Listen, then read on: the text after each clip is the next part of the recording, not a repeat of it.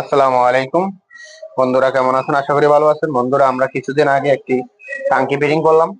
এই যে আমাদের টাঙ্কিটি।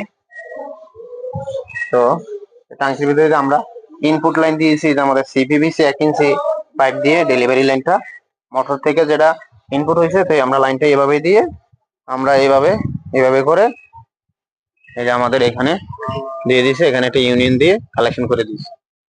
আমাদের আউটপুট লাইনটা, এই যে ওভারফ্লো লাইনটাও আমরা এভাবে দিয়েছি ইলেকট্রিক পাইপ দিয়ে, থ্রেড পাইপ দিয়ে।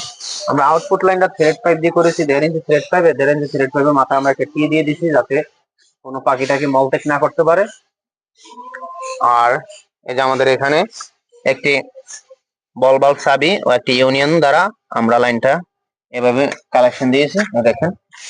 আমাদের ভিতরে কন্ট্রোলিং সাবি থাকার কারণে আমরা আলাদা কোনো গেট বল বা বল বাল্ব আমরা সেট আপ করিনি, আমরা সরাসরি ইউনিয়ন দ্বারা সেট আপ করে দিয়েছি। তারা আমাদের এখানে এই দেখেন, এই ছাদের ভিতরে আমরা একটি পানির লাইন দিয়ে দিচ্ছি, ট্যাপ দিয়ে দিচ্ছি। দেখেন পানির স্পিরিট মাশাআল্লাহ দিলে অনেক ভালো, দেখেন।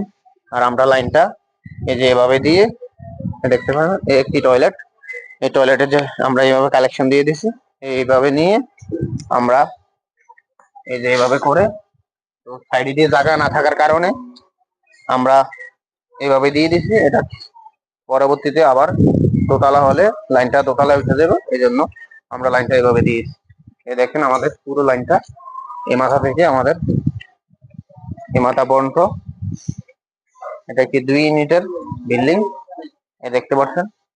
এই যে আমাদের কালেকশন গুলা, তো এখানে আমাদের 2টি টয়লেট, একটি কিচেন রুম। এই যে আমাদের এটি হলো টয়লেটের লাইন, আর এটা হলো আমাদের কিচেন রুমের লাইন। তো আমরা এইভাবে গেট বল না দিই সরাসরি ইউনিয়ন দ্বারা কালেকশন করে দিয়েছি, এই দেখতে পাচ্ছেন।